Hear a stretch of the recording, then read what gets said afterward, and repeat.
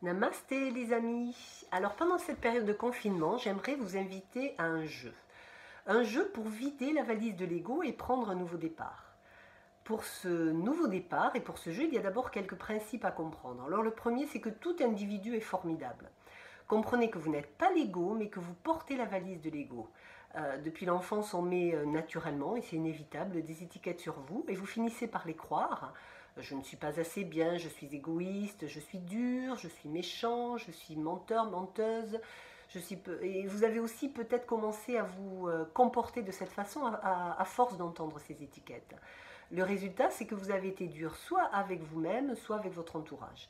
La bonne nouvelle, par contre, c'est que ce n'est pas votre faute, vous n'êtes pas responsable. Quoi que vous ayez dit ou fait, comprenez que le comportement est dans presque tous les cas le fruit des mémoires. Parfois, ces mémoires viennent de très loin, dans la lignée familiale et génétique à laquelle vous appartenez, et nous portons tous au final la valise de l'ego humain, la valise de l'humanité.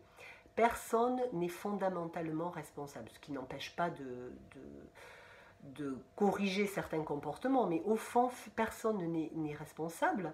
Et comprenez le mental, comprenez, pardonnez-vous et pardonnez aussi à tous ceux qui vous ont blessé, parce qu'en fait, personne n'est responsable non plus, c'est nos programmes qui agissent et nos mémoires. Donc, le deuxième point qu'il faut comprendre, c'est que tant que vous n'osez pas regarder en face la valise des mémoires dérangeantes, et tant que vous n'osez pas l'ouvrir, cette valise, l'ego, il vous influence. Alors, je vous propose de faire un jeu de mots afin de trouver toutes les identités positives et négatives qui vous dérangent et pouvoir enfin vider cette valise. Parce que la vider, ça entraîne quelque chose de formidable. Qu'est-ce qu'il faut faire pour la vider? C'est très simple, il faut trouver toutes les identités dérangeantes. Alors allez-y, même vous pouvez jouer à plusieurs, vous accuser pour voir tout ce qui peut déranger, mais vous pouvez faire aussi ce jeu tout seul ou toute seule évidemment. Comment savoir si certaines identités vous dérangent? Vous mettez silencieusement une phrase dans votre corps, vous fermez les yeux et vous ressentez. Alors par exemple, je suis dur ou je suis dur. Mettez cette phrase dans votre corps. Est-ce qu'il y a de l'espace pour ces mots ou au contraire le corps réagit? Alors ne calculez pas, ne réfléchissez pas, quand il y a de l'espace, c'est qu'il n'y a pas de problème, la mémoire n'est pas agissante, et quand le corps réagit, c'est que la mémoire est encore active.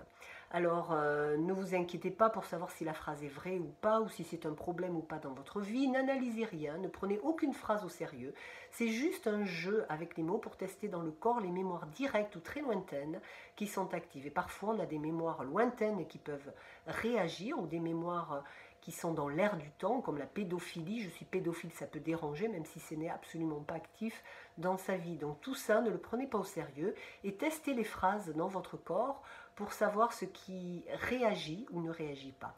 Je suis faible, je suis violent, violente, pervers, perverse, toxique, je mens à moi-même, manipulateur, manipulatrice, pédophile, injuste, victime accusée à tort, cruel, cruel, je suis malade, je meurs, tout ce qui concerne le petit jeu, on en a peur. Donc voyez ce qui va réagir dans votre corps et ne croyez pas que de rencontrer je meurs, ça va vous faire mourir, ça va enlever la racine de la peur, ça va vous montrer où c'est coincé cette identité dans votre corps et dans votre programme, et le fait de rencontrer tout ça, ça nettoie et ça apaise, et puis après les processus seront naturels mais plus mentaux.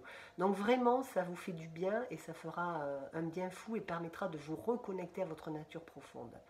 Donc, qu'est-ce qui se passe quand une mémoire est active? Le corps y réagit, comme on l'a dit, réagit aux mots.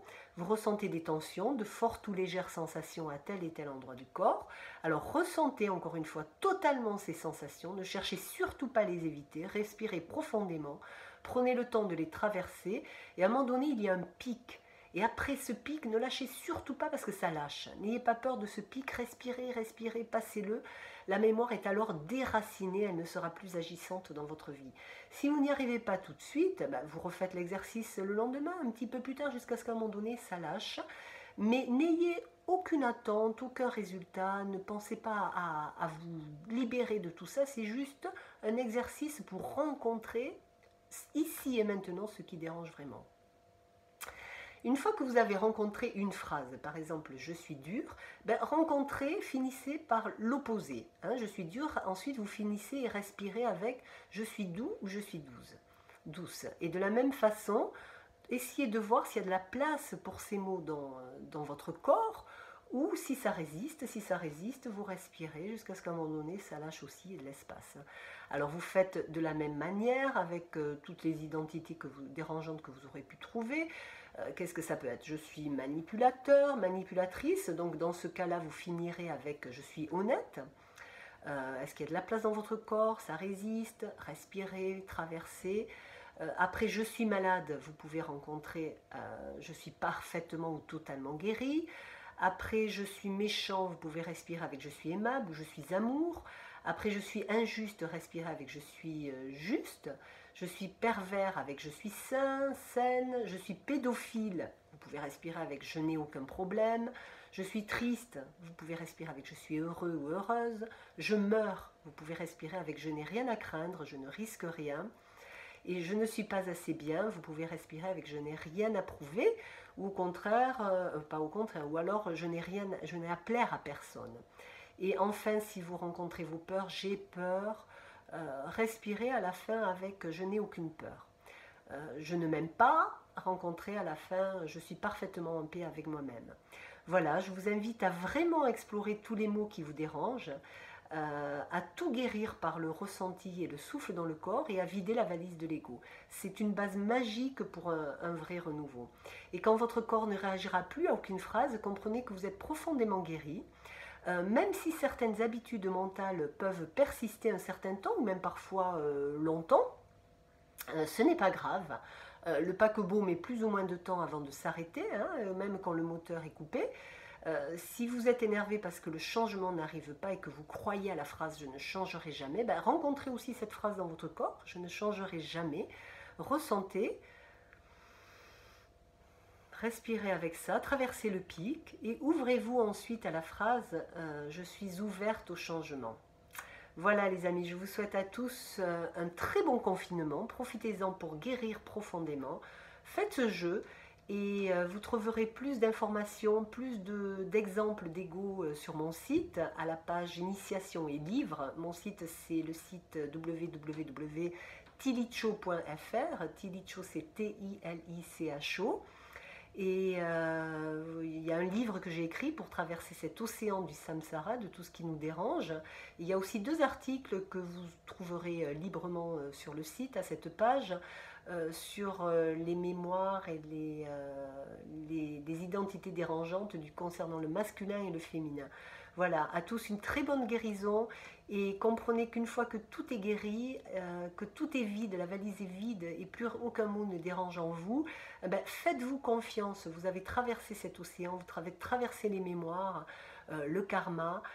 Ouvrez-vous maintenant à ce qui est vide, c'est-à-dire à cette intelligence profonde qu'on appelle la conscience, qu'on appelle le divin en soi, et écoutez votre voix intérieure, respectez-vous, respectez les autres, respectez du mieux que possible la nature et les animaux, faites votre mieux, tout simplement de votre mieux.